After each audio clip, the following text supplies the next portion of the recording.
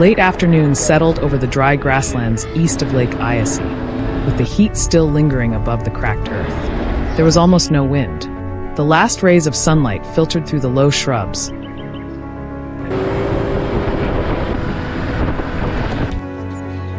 casting a deep reddish glow across the landscape and turning the dry grass golden beneath the fading light.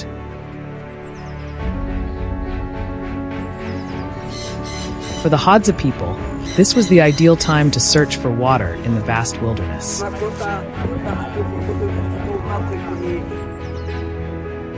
A small group quietly left camp and followed narrow trails winding across the savannah. They skillfully moved through thorny bushes and scattered acacia trees that dotted the land.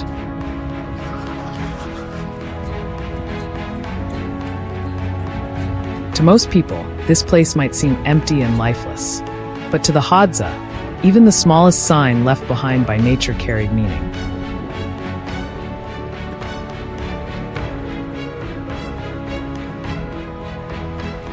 The trail gradually led them into a more densely vegetated area. Suddenly, the entire group stopped. Hidden beneath the dry grass lay a grayish-brown mass coiled into thick loops.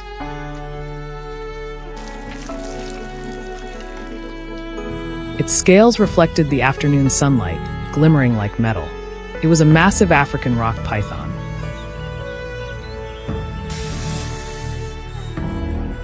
The snake remained almost completely motionless, blending into its surroundings like a fallen branch forgotten in the grass.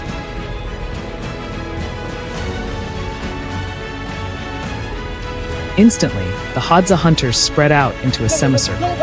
No words were spoken.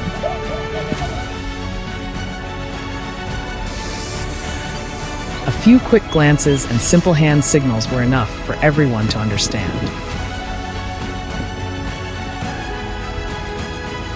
An arrow was placed on the bowstring. Its tip had been coated with poison derived from Adenium obesum, a plant known for its ability to weaken prey over time.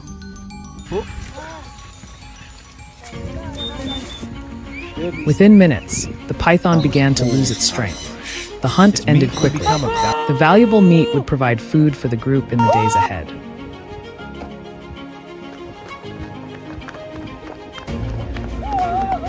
In a city, sweet foods are often little more than snacks. Out here, however, honey is a vital source of energy. Hunting trips can last for hours or even an entire day, so the Hadza make full use of the gifts nature provides.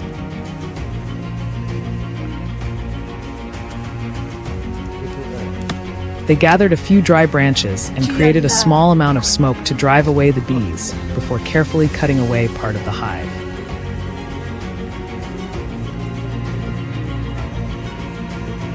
Thick golden honey slowly dripped into their hands. There was no ceremony and no announcement.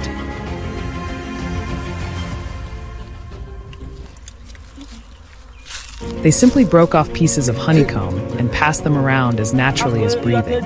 I was handed a portion as well. The rich sweetness of the honey combined with the soft chewiness of the wax created a flavor I would never forget.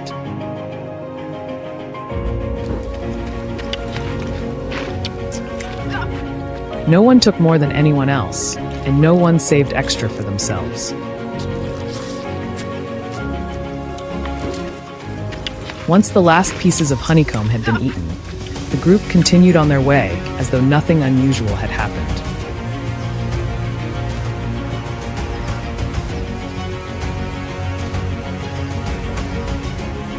Their day did not begin with schedules or packed calendars. For the Hadza, every meal begins with a hunt. Studying the tracks left on the ground, the hunters quickly identified their next target, a herd of wild boars.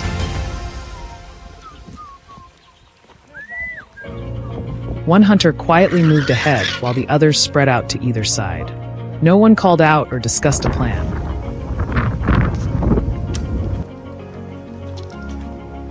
Brief hand movements and years of shared experience were all they needed. Then suddenly, the boars burst from the brush. An arrow flew from a bowstring.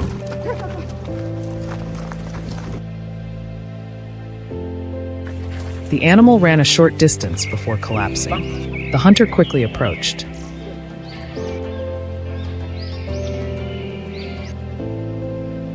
Genuine smiles appeared across the faces of the group.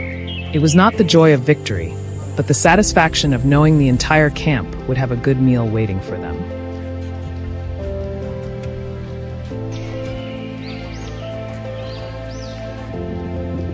The animal was not taken back to camp immediately. Instead, the meal took place right where the hunt had ended.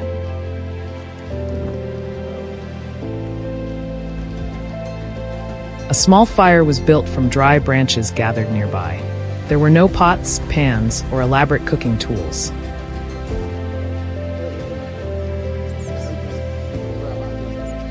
Pieces of meat were placed directly over the glowing coals.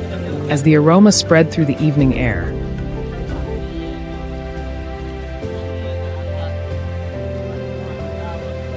one man began dividing the meat among everyone. They ate with their hands, occasionally laughing when drops of fat fell onto the coals and produced a cheerful sizzling sound.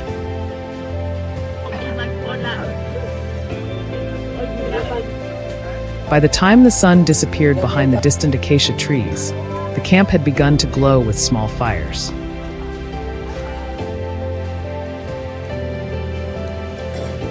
Children ran and played among the huts. The adults shared the remaining meat from the wild boar and the python.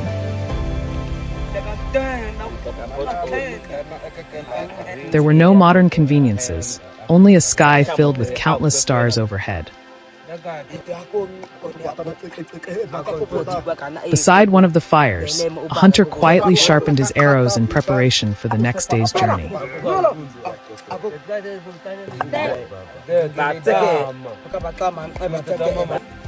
Living alongside the Hadza taught me something very clear. In this community, the needs of the group always come before the interests of the individual.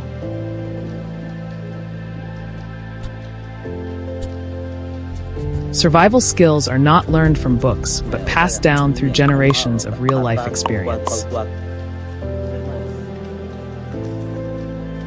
Hunting is not simply a way to find food. It is also the thread that binds the community together.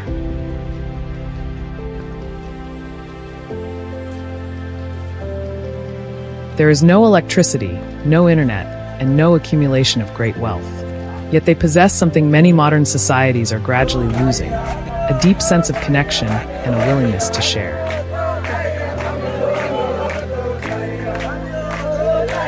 As I left the small camp behind, the image of those simple huts arranged in a circle remained in my mind. It was there that I came to understand that true wealth is not measured only by material possessions, but by how much people rely on one another to survive and thrive in a vast and challenging world.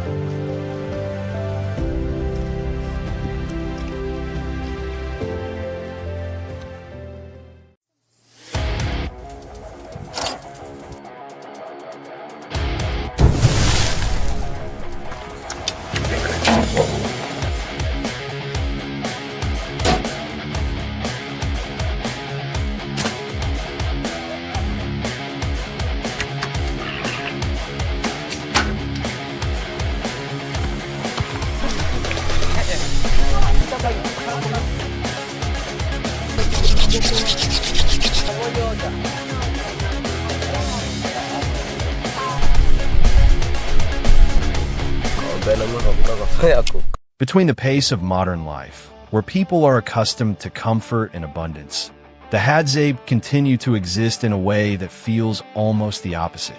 They do not rely on technology, they do not store possessions, and they do not separate themselves from nature. Each day is a journey of survival, built on skills passed down through generations. On the dry land of Tanzania, the forest is not just a place to find food, it shapes how they live, move, and exist. Visiting the Hadzabe is not simply about witnessing a hunt, but stepping into a way of life that makes modern people slow down and reflect on themselves.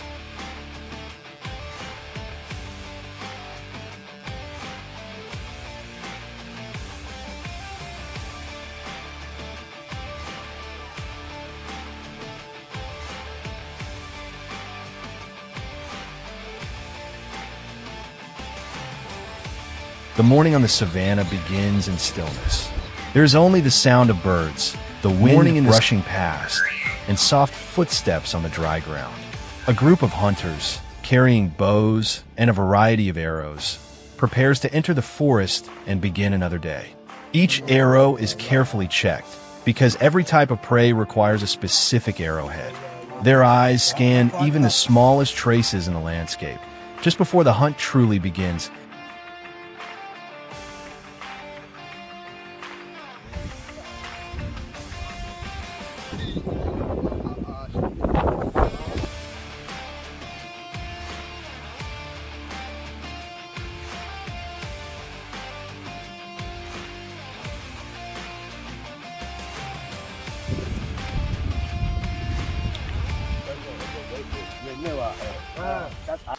As the journey starts, they follow signs that are almost invisible.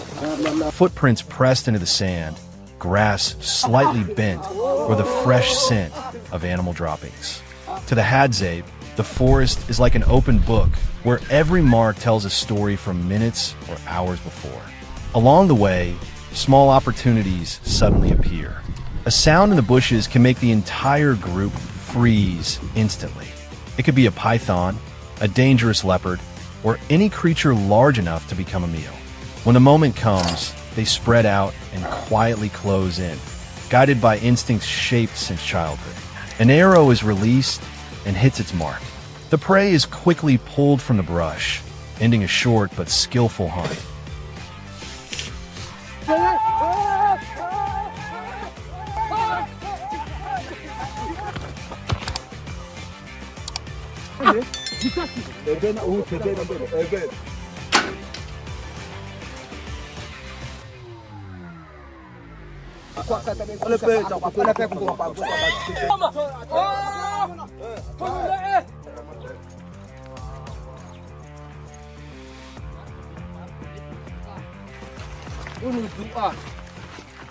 Under the blazing sun, the air seems to stand still. The hunters, bare-chested and lean, move silently like shadows. The prey is close now. Every step becomes more deliberate. The thick bushes ahead begin to tremble, a sign that cannot be mistaken. The animal bursts through narrow paths, breathing hard like a survival machine pushed to its limits. An arrow is fired, and it lands perfectly to...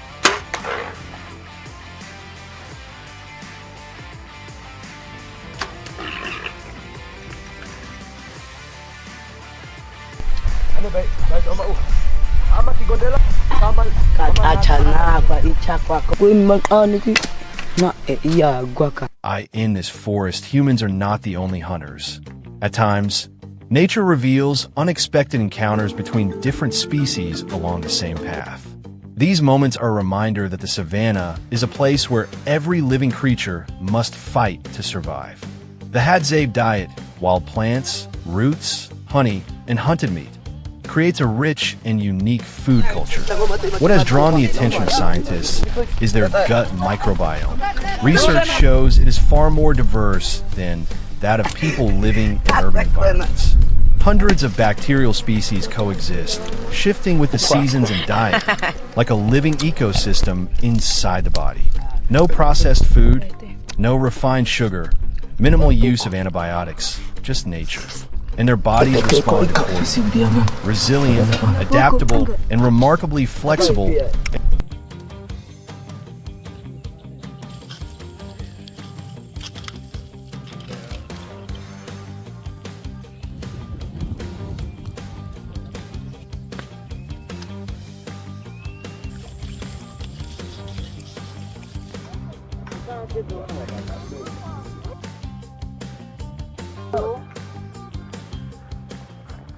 As the day comes to an end, everyone gathers around the fire in a familiar quiet.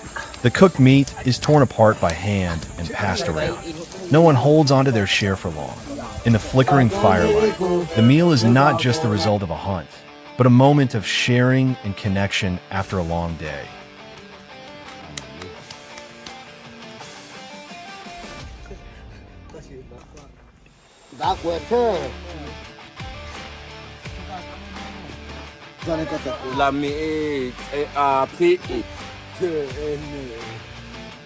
Alerte.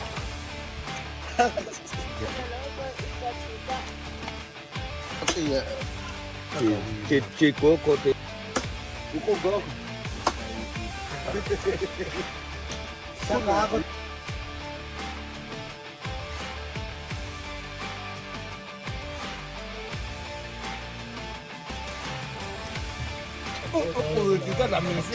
What makes the Hadzabe truly remarkable is not just their hunting skills, but the way they live in harmony with nature. While modern people are used to controlling and storing everything, they choose to read the forest, understand it, and adapt to it. As the sun sets over the savannah, their day ends simply. They have walked, hunted, eaten, and lived. And perhaps that is what makes us reflect. That living well is not always about having more, but about knowing what is enough, sharing with others, and appreciating what we already have.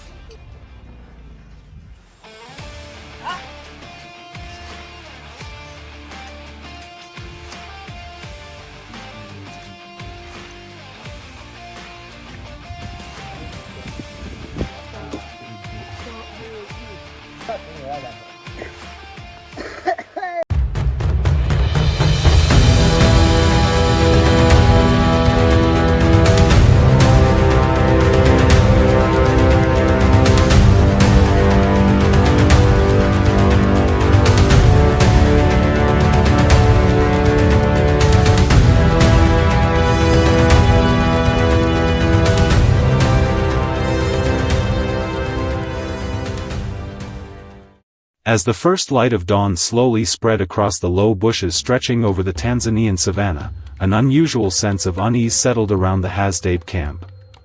Along the forest edge, large footprints pressed deep into the dry earth revealed that a fully grown male lion had been roaming near the tribe's hunting grounds for several days. To the Hadzabe people, lions had always been the most terrifying creatures of the savannah, predators powerful enough to make even the most seasoned hunters remain cautious.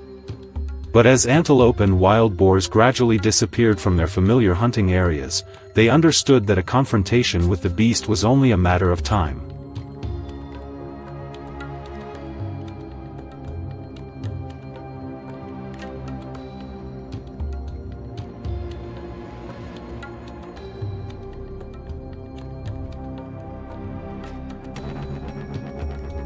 There were no loud shouts or modern equipment like those used by hunting teams today. The Hadzabe prepared their weapons silently and without ceremony. They checked their bowstrings, sharpened their spear tips, and covered their bodies with dust to hide the human scent carried by the savannah wind. Their small arrows were coated with poison extracted from native desert plants, ancient weapons that had accompanied their ancestors through countless hunting seasons across the harsh lands of Africa.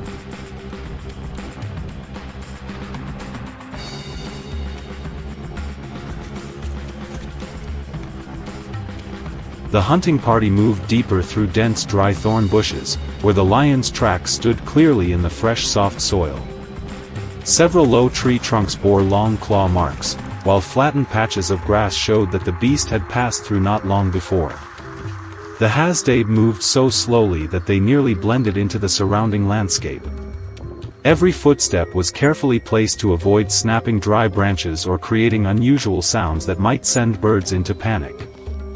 In a hunt like this, even the smallest mistake could turn everything deadly in an instant.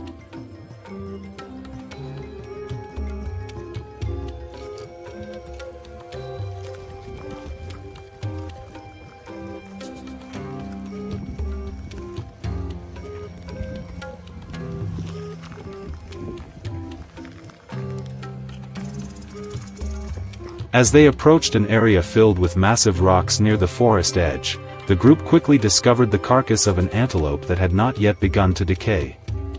Its hindquarters had been torn apart, while the ground around it was covered with huge paw prints and drag marks stretching across the low grass. That was proof the lion was almost certainly still nearby. The atmosphere immediately became heavier than ever. Several hunters quickly climbed onto tall rocks to observe from a distance, while the others crouched low behind thorn bushes, gripping their spears tightly as if preparing for the worst.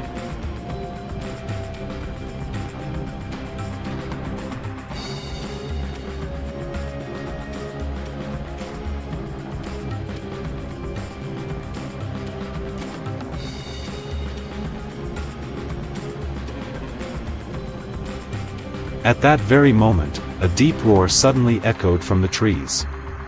The sound was not especially violent, yet it was enough to freeze the entire landscape in silence.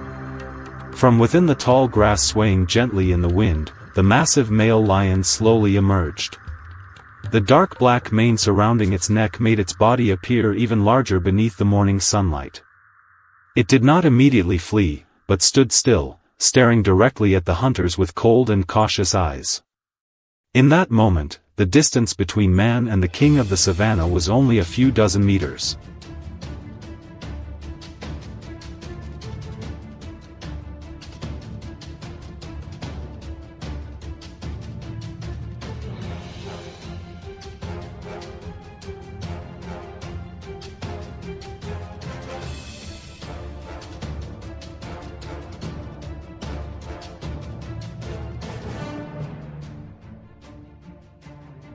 One Hadzabe hunter on the left began moving in a wide circle to draw the animal's attention. Almost at the same instant, a poison-tipped arrow suddenly sliced through the air and struck deeply into the lion's shoulder. A furious roar instantly thundered across the dry land before the beast charged into the thick bushes. The hunters immediately scattered in different directions, never remaining too long in one position. They understood clearly that a wounded lion was more dangerous than any other animal on the savannah.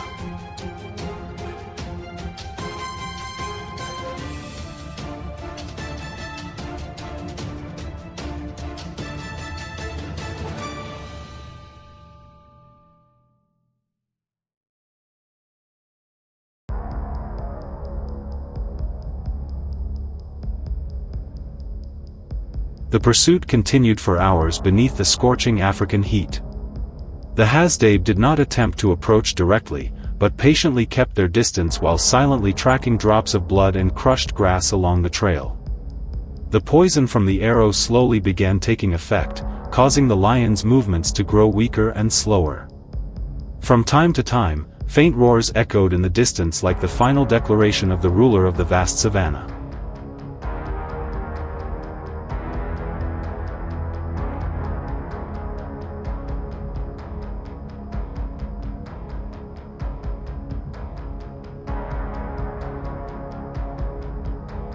As the sun slowly descended toward the horizon, the hunting party finally discovered the lion lying motionless beneath a large tree in the middle of the barren land. No one rushed forward. They stood watching for a long time to ensure the animal was no longer capable of fighting back. Only when all danger had truly passed did the group slowly step closer. For the Hadzabe people, this was not merely a hunt, but also an act of respect toward one of the fiercest and most formidable rivals in the wild.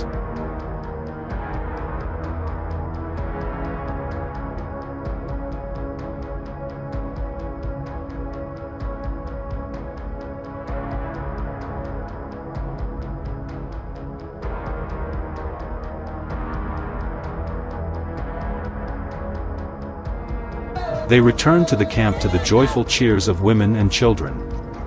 A fire quickly blazed to life in the middle of the clearing, its orange glow reflecting across faces covered in dust after an exhausting day of tension. Songs blended with dancing footsteps and rhythmic drumming that echoed throughout the African night. In that untamed land, the life of the Hadzabe people continued just as their ancestors had survived for thousands of years, relying on hunting skills, perseverance, and courage to endure the harshest forces of nature.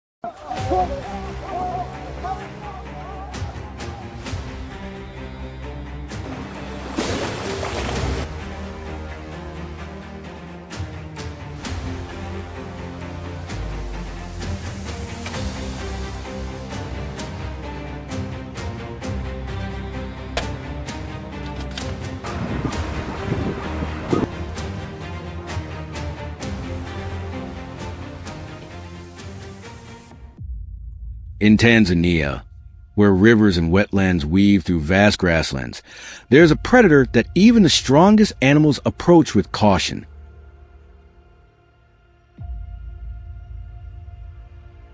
It is the Nile crocodile, a massive reptile that has ruled Africa's waterways for millions of years.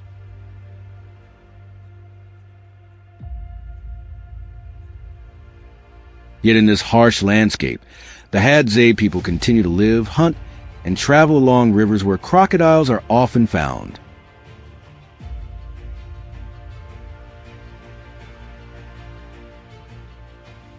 They understand that nature not only provides life, but is always ready to take it away from anyone who lets their guard down.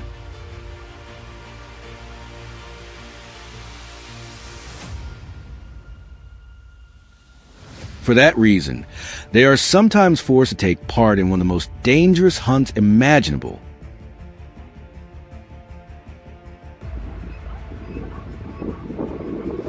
The hunt does not begin with weapons, but with observation.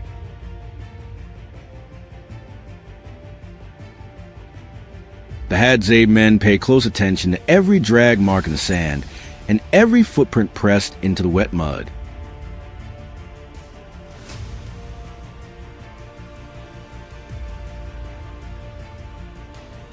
From the shape of these signs alone, they can estimate the crocodile's size, determine the direction it traveled, and even tell how recently it left the water.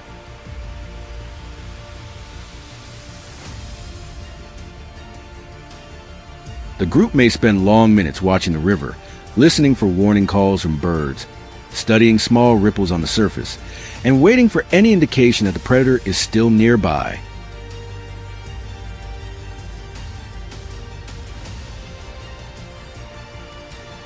For the Hadza, patience is far more important than speed. A single mistake can turn a hunt into a desperate struggle for survival.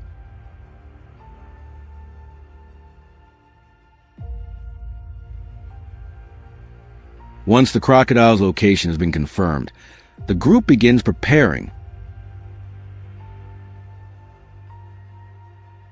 Bows are carefully inspected, bowstrings are tested repeatedly, and arrows and spears are sharpened before use.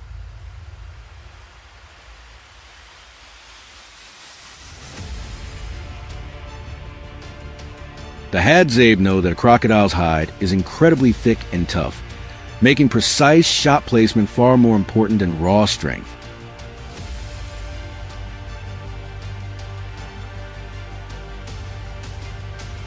They prefer to act when the crocodile comes ashore to bask in the sun, where it has fewer advantages than it does in the water.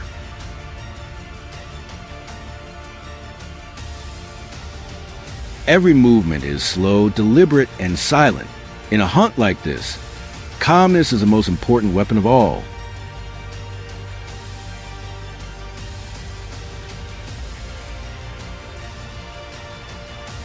The crocodile lies motionless like a giant log, yet remains aware of everything happening around it.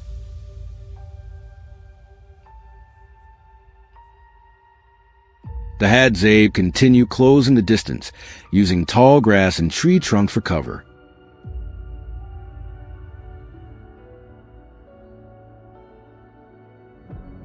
If the shot is accurate enough, the crocodile can be wounded before it has a chance to return to the water.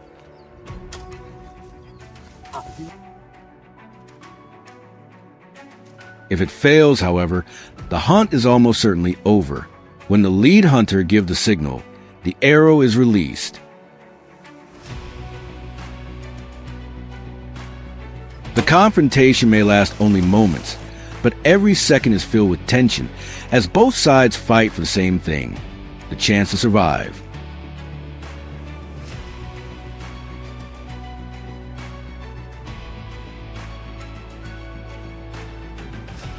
After the crocodile has been secured, the process of cleaning and butchering begins.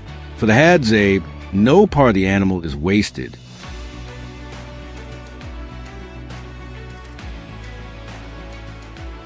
The meat becomes a valuable source of nutrition for the community. The thick hide can be used for various purposes, and the bones and teeth are sometimes kept for tools or decoration.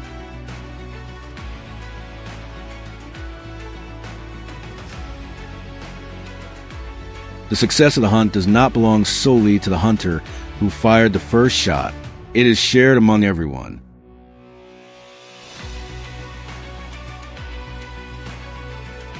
That spirit of cooperation has helped the Hadza maintain their hunter-gatherer way of life through countless generations in one of the world's most challenging environments.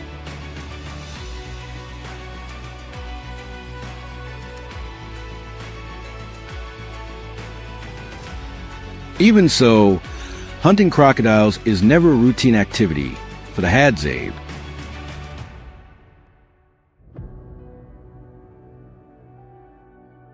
They fully understand that this is one of Africa's most dangerous animals and avoid unnecessary confrontations whenever possible.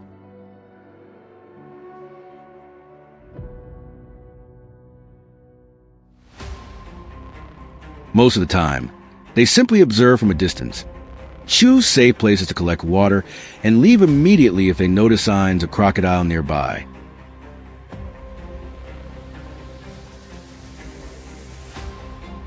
Their deep understanding of animal behavior has allowed them to survive for thousands of years without modern technology.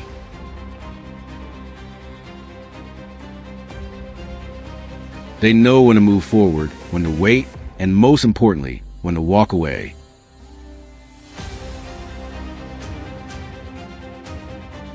It is not fear, it is wisdom passed down through generations of living alongside the wild.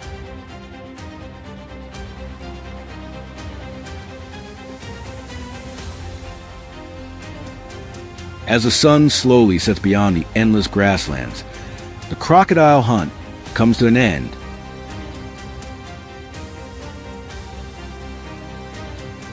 For the Hadzabe, the greatest reward is not simply the animal brought home, but the teamwork and unity that made the hunt possible.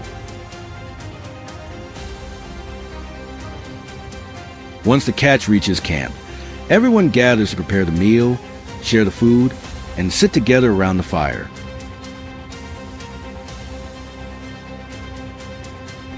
In a wilderness filled with constant challenges, it is this sense of community, generosity, and shared knowledge that has allowed them to endure.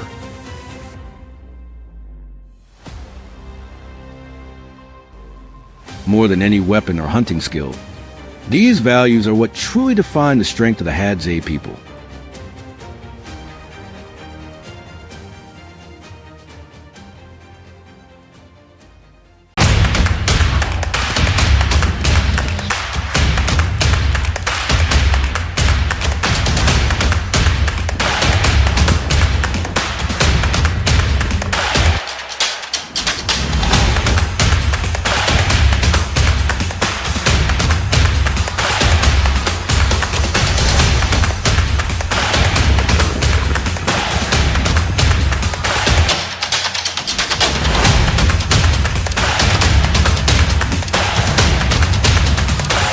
With changes in the modern...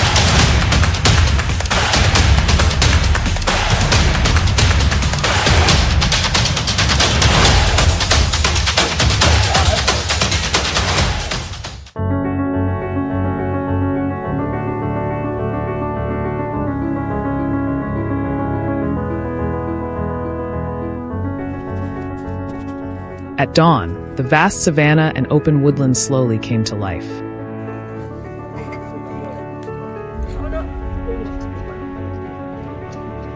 The first rays of sunlight spread across the grasslands and low shrubs. In the settlement, the tribal group began preparing for a new hunting expedition.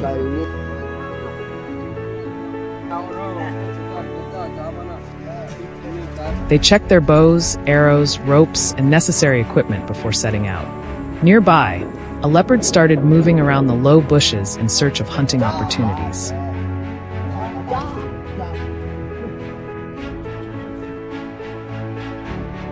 Farther away, a herd of wild boars left their resting area and spread out across the ground in search of food.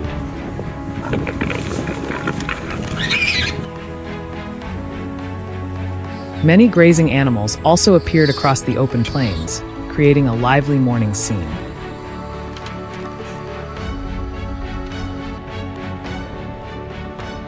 After completing all preparations, the tribal group left the settlement and headed into the hunting area.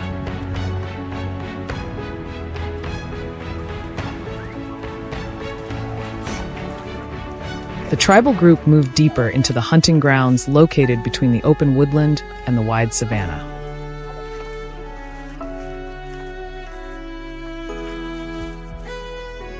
They advanced slowly while carefully observing signs of animal activity.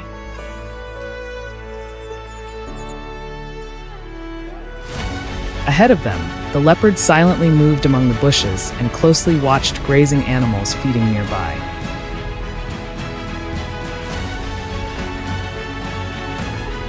Several antelopes sensed danger and quickly fled the area. Meanwhile, the herd of wild boars continuously rooted through the soil in search of food and shifted positions around the low shrubs.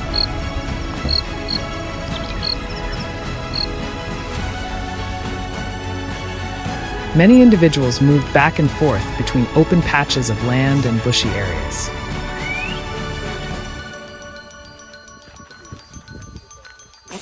The tribal group monitored both the leopard and the wild boars, patiently waiting for the most suitable moment to begin the hunt.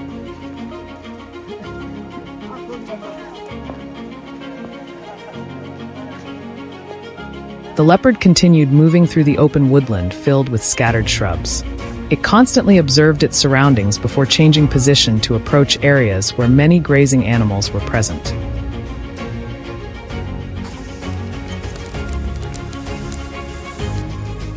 The tribal group gradually reduced the distance by using the natural terrain to conceal their presence.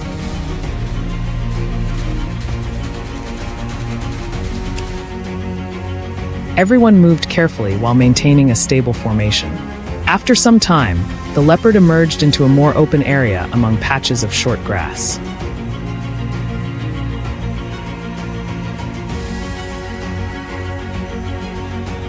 Bows were prepared, and a brief chase quickly followed. The leopard attempted to escape through the bushes, but was eventually subdued after a short pursuit.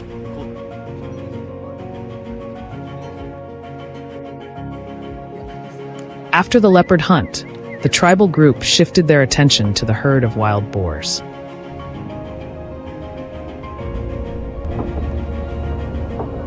Some of the boars gathered around a muddy area and repeatedly rolled in the cool mud.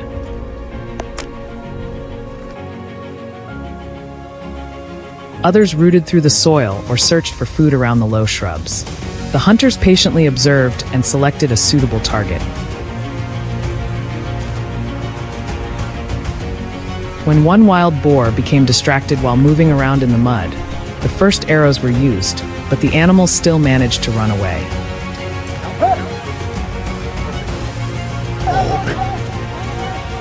The herd quickly left the muddy area and moved out onto the open savanna.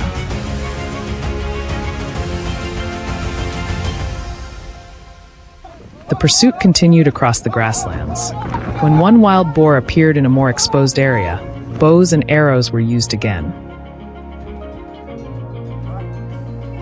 Fall, vegetation, and food sources may also The become hunt scarce. ended when the target was finally subdued after a short run.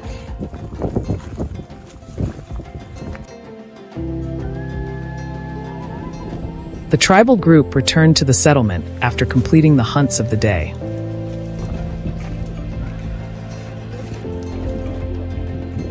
Dry firewood was gathered from nearby areas and quickly piled beside the campfire. A large fire was lit in the center of the open space.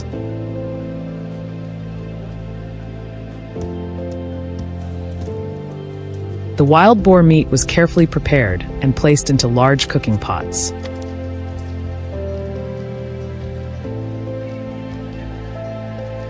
Everyone helped with different tasks involved in preparing the meal. Smoke slowly rose through the calm atmosphere of the settlement.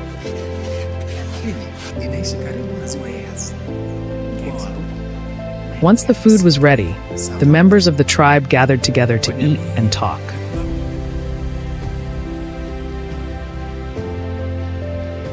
After the long hunting activities, everyone spent time resting and enjoying the results of their efforts.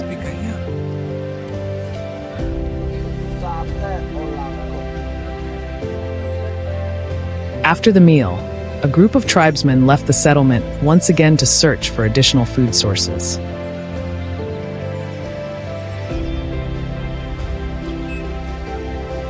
They headed toward areas of soft soil where edible roots commonly grew underground.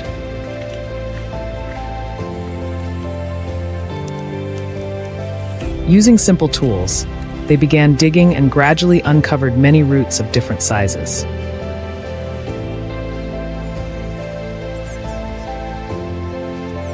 After working for some time, the harvested roots were gathered together and carried back to the settlement.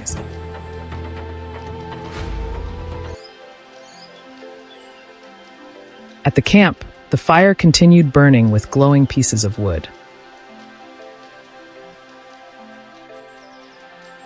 The roots were placed directly near the hot embers to roast. Their aroma slowly spread throughout the area.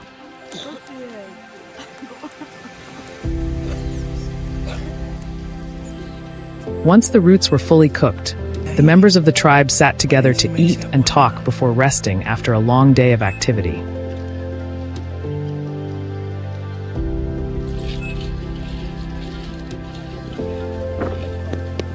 The natural environment gradually returned to a peaceful state after the day's activities. Some herbivorous animals continued to move slowly across the grasslands.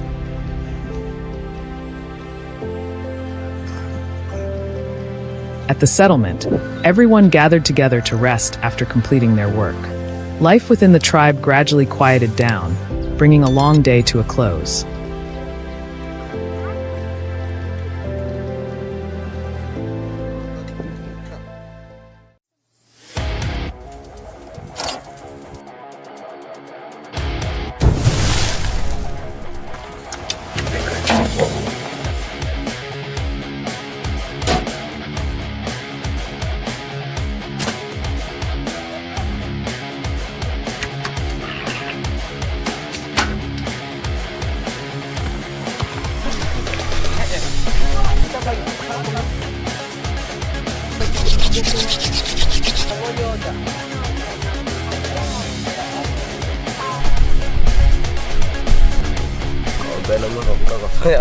Between the pace of modern life, where people are accustomed to comfort and abundance, the Hadzabe continue to exist in a way that feels almost the opposite.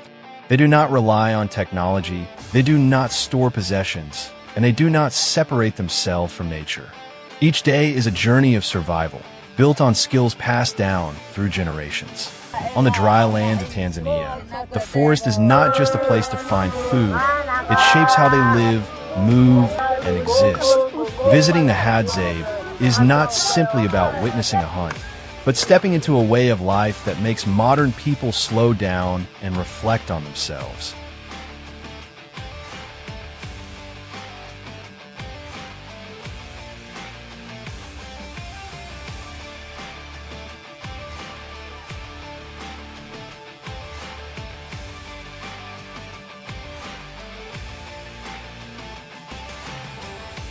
The morning on the savannah begins in stillness. There is only the sound of birds, the wind rushing past, and soft footsteps on the dry ground. A group of hunters, carrying bows and a variety of arrows, prepares to enter the forest and begin another day. Each arrow is carefully checked, because every type of prey requires a specific arrowhead. Their eyes scan even the smallest traces in the landscape, just before the hunt truly begins.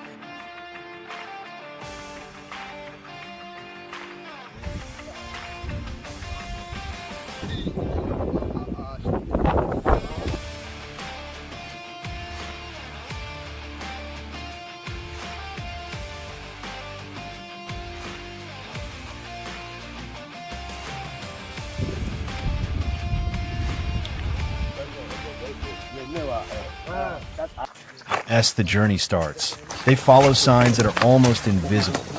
Footprints pressed into the sand, grass slightly bent, or the fresh scent of animal droppings. To the Hadzabe, the forest is like an open book where every mark tells a story from minutes or hours before. Along the way, small opportunities suddenly appear. A sound in the bushes can make the entire group freeze instantly. It could be a python, a dangerous leopard, or any creature large enough to become a meal. When the moment comes, they spread out and quietly close in, guided by instincts shaped since childhood. An arrow is released and hits its mark. The prey is quickly pulled from the brush, ending a short but skillful hunt.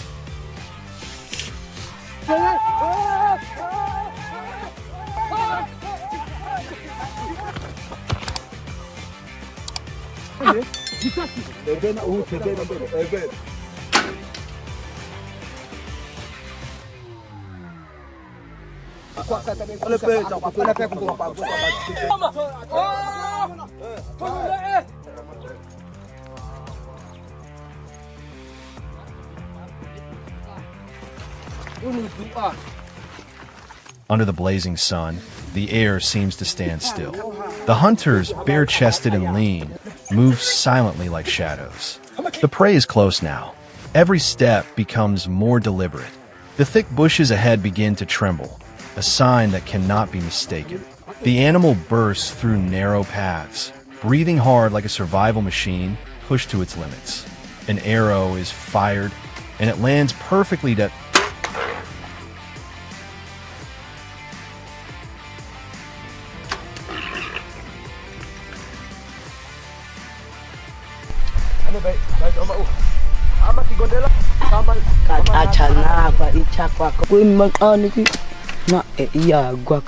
In this forest, humans are not the only hunters. At times, nature reveals unexpected encounters between different species along the same path.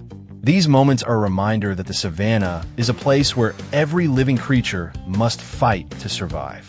The Hadzabe diet, wild plants, roots, honey, and hunted meat, creates a rich and unique food culture. What has drawn the attention of scientists is their gut microbiome. Research shows it is far more diverse than that of people living in urban environments. Hundreds of bacterial species coexist, shifting with the seasons and diet, like a living ecosystem inside the body.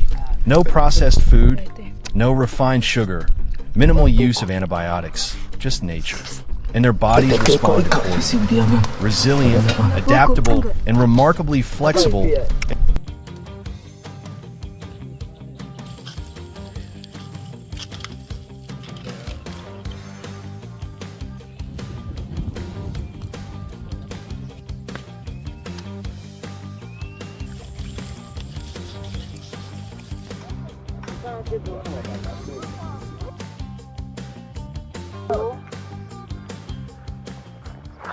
As the day comes to an end, everyone gathers around the fire in a familiar quiet. The cooked meat is torn apart by hand and passed around. No one holds onto their share for long. In the flickering firelight, the meal is not just the result of a hunt, but a moment of sharing and connection after a long day.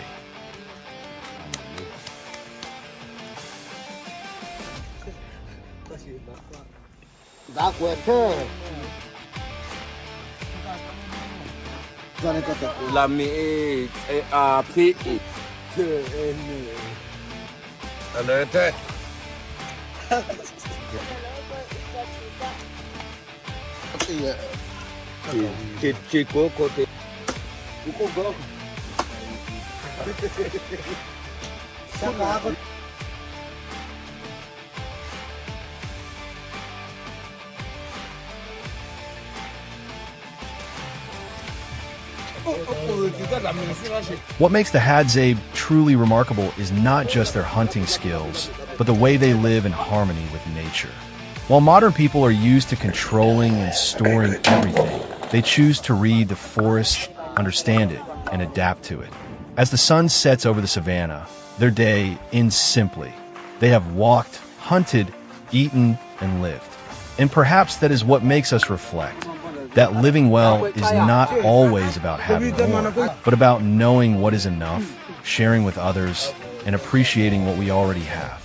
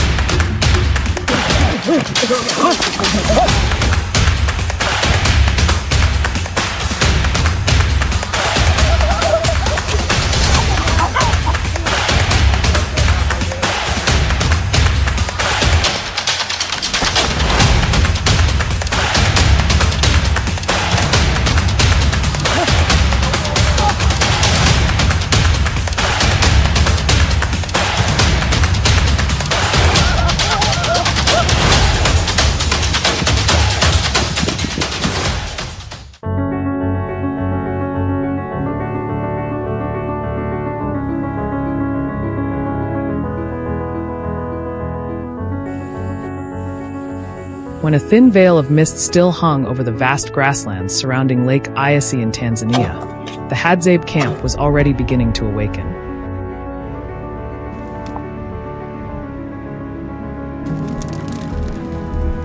The fire from the previous night still smoldered in the center of the clearing, sending wisps of smoke into the crisp morning air.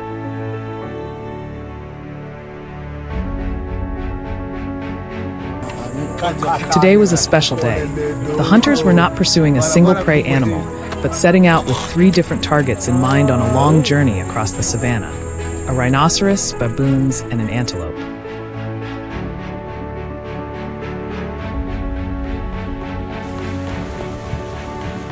These animals possessed entirely different behaviors, demanding careful observation, adaptability, and hunting knowledge passed down through generations.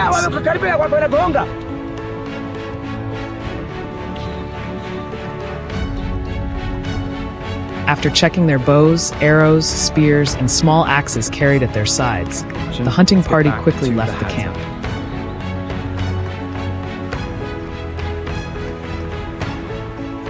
They moved in a single file through low acacia bushes, making almost no sound at all.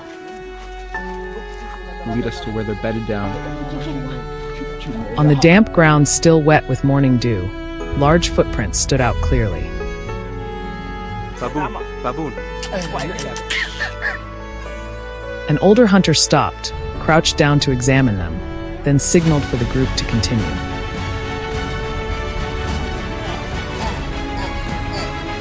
The fresh tracks indicated that a rhinoceros had passed through the area not long before.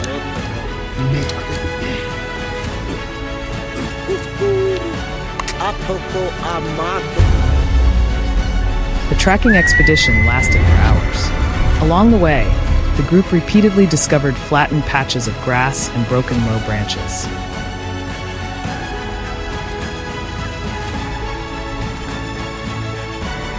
All of these signs brought them closer to the massive animal.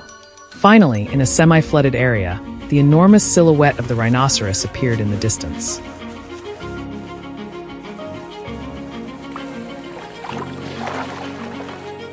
It was calmly feeding, completely unaware of the hunter's presence. The Hadzabe did not rush their approach.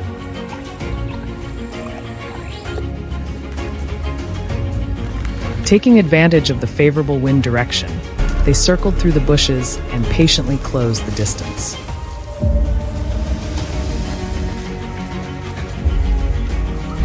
When the right moment arrived, the first arrows were released with remarkable accuracy. Startled, the rhinoceros charged forward in panic.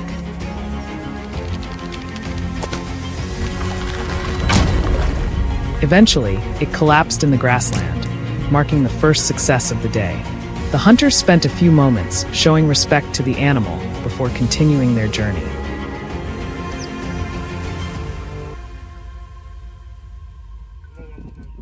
By then, the sun had climbed higher into the sky. The hunting party changed course toward the rocky hills where baboons were known to gather. What will the day bring?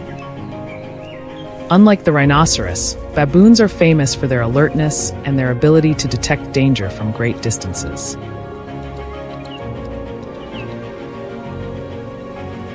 From afar, the Hadzabe spotted the troop feeding and playing beneath the trees.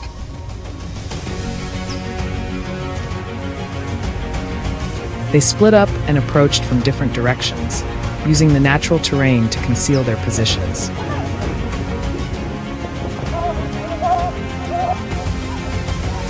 Before the baboons realized anything was wrong, the first arrows had already left the bowstrings. Their coordinated teamwork allowed them to bring down their targets quickly before the troops scattered across the hillside. The second success of the day gave the hunters renewed motivation for the remainder of their journey.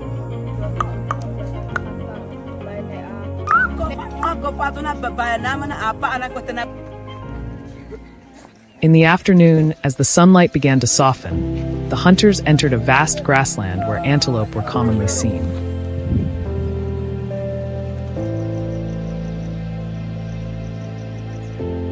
These animals are among the fastest creatures on the savannah. Approaching them is always a challenge, as even the slightest unusual sound can cause an entire herd to vanish in an instant.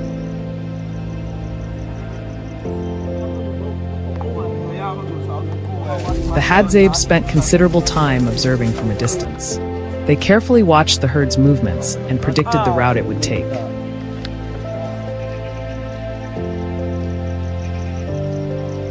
A simple yet effective plan was soon put into action. When the antelope moved exactly as expected, the opportunity arrived.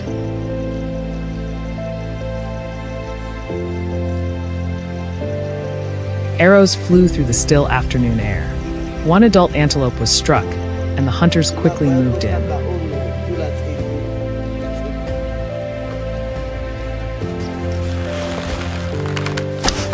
Cheers echoed across the open grassland. This marked the third success of the day, bringing to a close a hunting journey that was both demanding and unforgettable.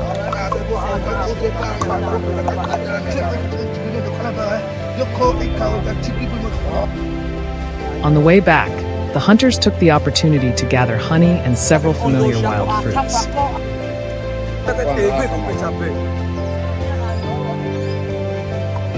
As the sun slowly disappeared beyond the horizon, the camp became lively once again.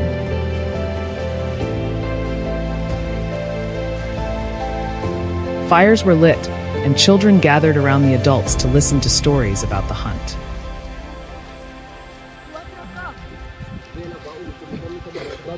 The hunters recounted every track they had discovered, every important decision made during the journey, and the lessons they had learned from nature. When I'm eating honey in the lava. Dogs. For the Hadzabe, hunting is far more than a means of finding food. It is also a way of passing down knowledge, developing patience, and maintaining a deep connection with the land they have inhabited for thousands of years.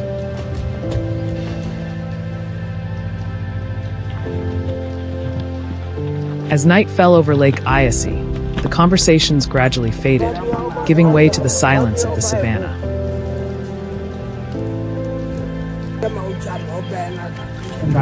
A successful day of hunting had come to an end, but the stories and lessons from that journey would continue to be told for generations to come.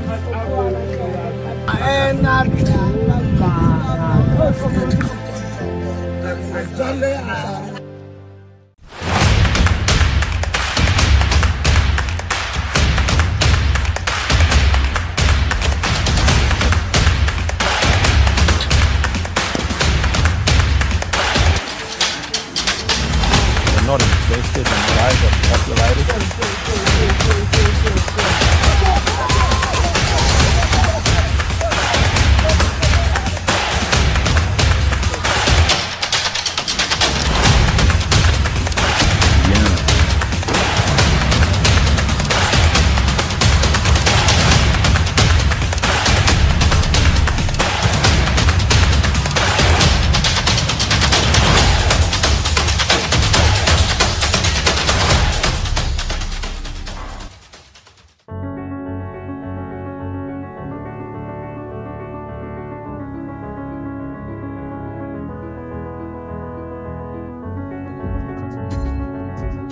The early morning light spread dimly across the wide stretch of water in front of the living area.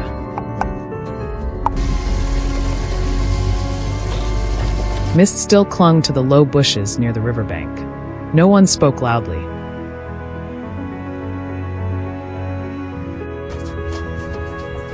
The men quietly picked up the spears, harpoons, and binding ropes that had been prepared earlier.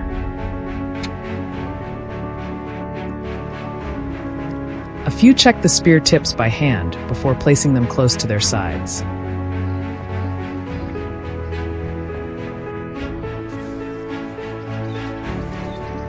Unnecessary tools were left behind. Every movement was slow and familiar, as if repeated many times before.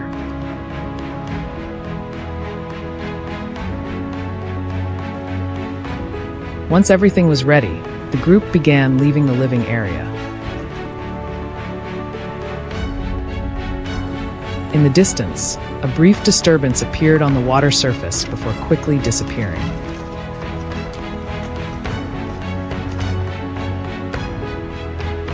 No one stopped to watch for long. The silent rhythm of preparation continued uninterrupted.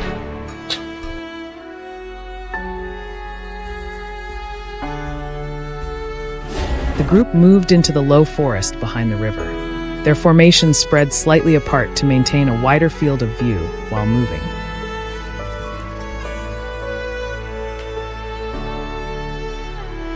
No one walked too close to another person. Every step was placed low and slowly to reduce noise. Occasionally, the group paused for a few brief seconds before continuing in the same direction.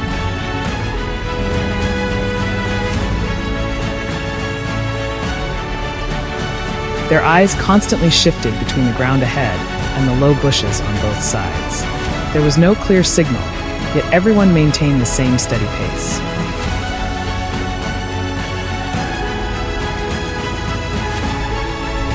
The sound of water echoing from a distance became clearer as they moved deeper into the forest. The surrounding air felt denser and quieter than before. No one looked back during the entire movement.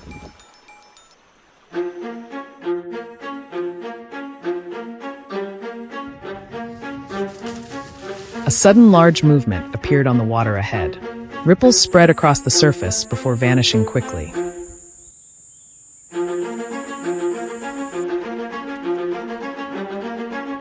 Within only a few short seconds, the back of a crocodile surfaced close to the waterline before sinking immediately again.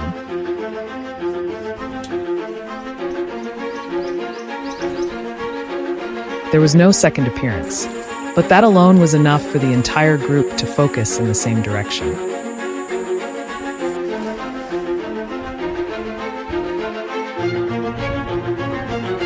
No one moved faster. No one made loud noises. They kept their distance and continued watching in silence.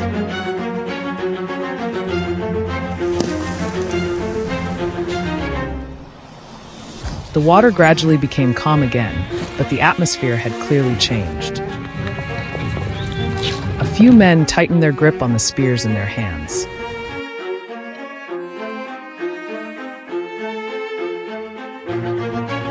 Their eyes remained fixed on the area where the movement had appeared.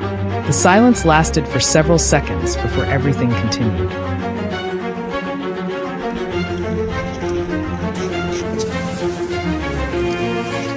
Everything happened very quickly immediately afterward. A powerful movement shattered the water surface in an instant.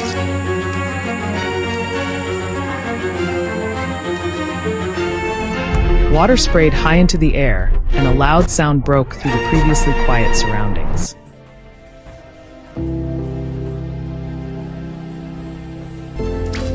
Spears were raised almost simultaneously.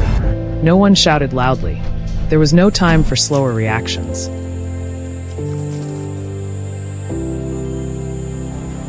The movement on the water became chaotic for a few brief seconds before gradually slowing down. It was impossible to clearly see the entire process because everything happened too fast.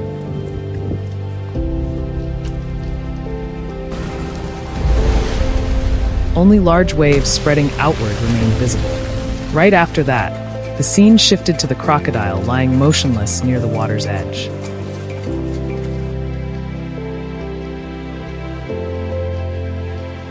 No further prolonged action followed. The climax ended almost instantly after that brief moment of chaos.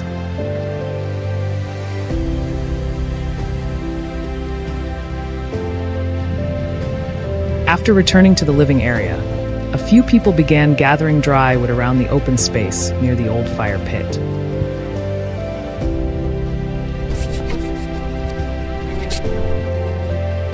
Small branches were stacked in layers to keep the fire burning more steadily. The atmosphere now felt much slower than before.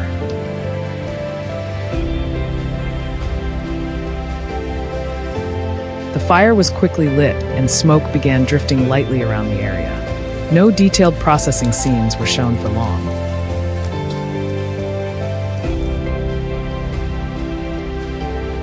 Only pieces of meat placed near the fire could be seen preparing for roasting.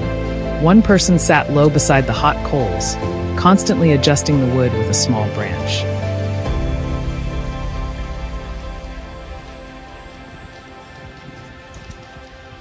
Others prepared the surrounding ground so they could sit closer to the fire. The firelight continuously reflected on the dark ground and nearby tree trunks.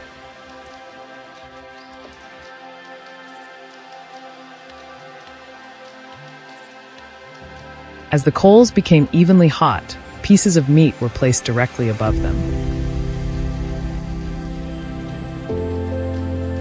The smell of smoke spread throughout the living area. Everyone sat near the fire and ate as soon as the meat began cooking.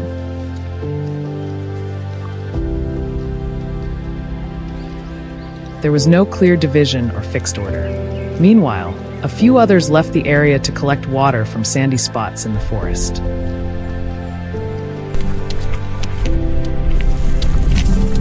They used their hands and wooden sticks to dig into the damp sand beneath the surface.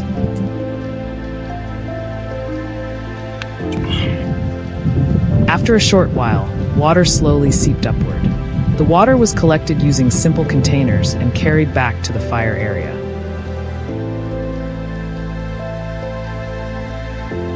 Smoke, firelight, and the steady rhythm of daily activity gradually replaced the tense atmosphere from earlier.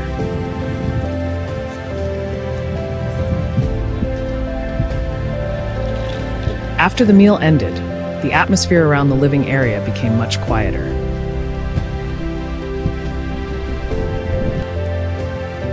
A few people remained near the fire to continue adding wood and keep the flames burning steadily.